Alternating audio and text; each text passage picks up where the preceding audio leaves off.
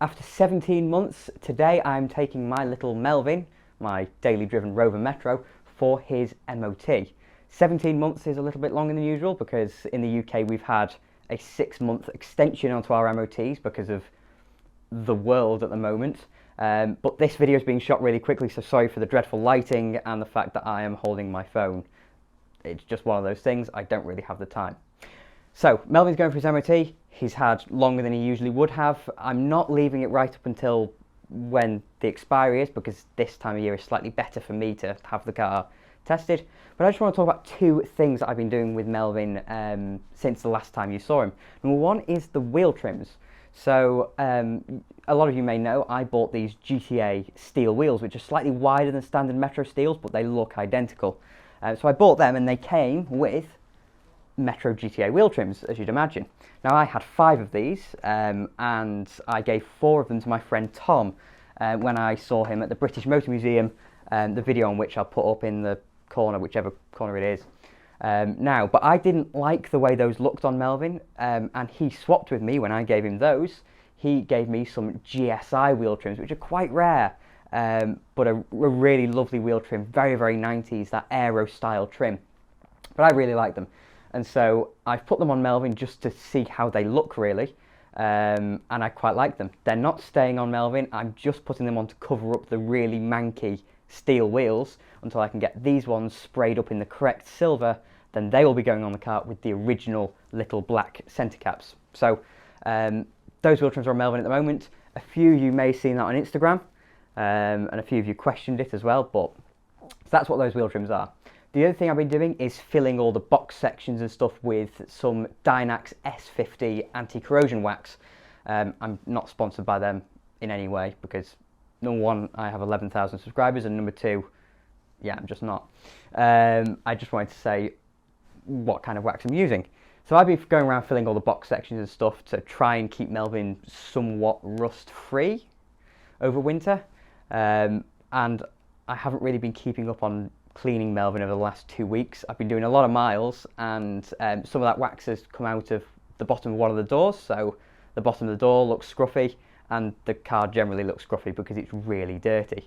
But anyway, I will take Melvin for his MOT. I don't think he's going to pass, first of all, because there is a rubber, little rubber on the knuckle joint above the suspension is slightly perished, and I'm not sure whether it's going to pass or not, but if it fails, easy fix, that'll be fine.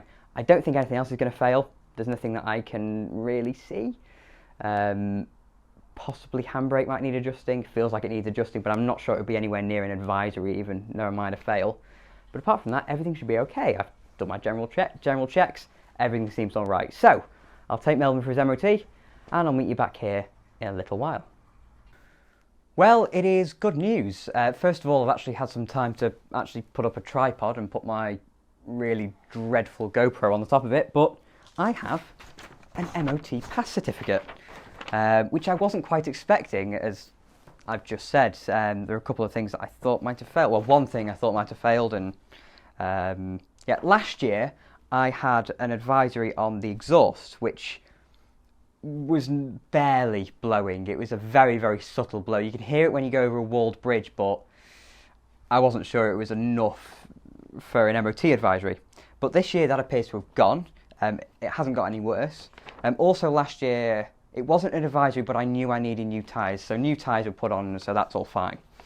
I have an advisory for the handbrake, which I kind of expected. I don't know whether I mentioned it before or not, but I expected, the handbrake needed adjusting, but I wasn't sure it was an advisory, but it is an advisory, so that has already been done. They just did it at the garage for me. And a minor defect, which is still a pass, on that dust cover on that side there, severely deteriorated, but it's okay. So that's actually quite good. There are no other problems, no problems that I hadn't seen anyway. So either my investigative work was really good, or just Melvin's been really well behaved over the last year. But that means this video is going to be a little bit anticlimactic. I really expected to have to do a little bit of work to get him through the MOT.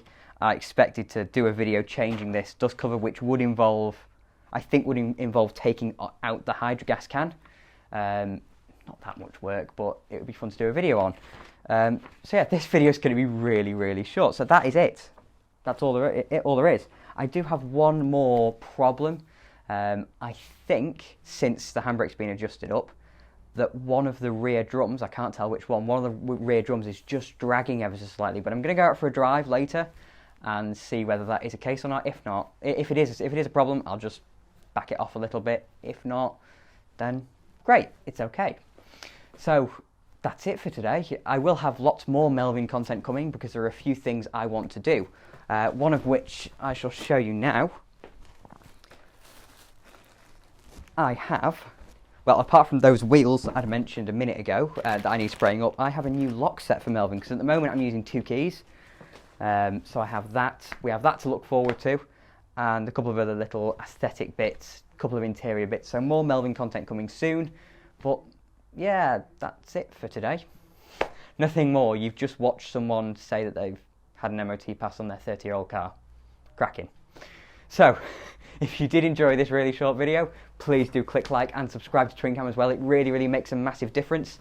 I somehow have 11,500 subscribers now, which is just ridiculous. So thank you to each and every one of you that subscribed, each and every one of you that's watching this video now, because clearly something about it has made you want to click on the video in the first place, which still boggles my mind ever so slightly, but there you go. Thank you for watching, and I'll have more videos coming along soon.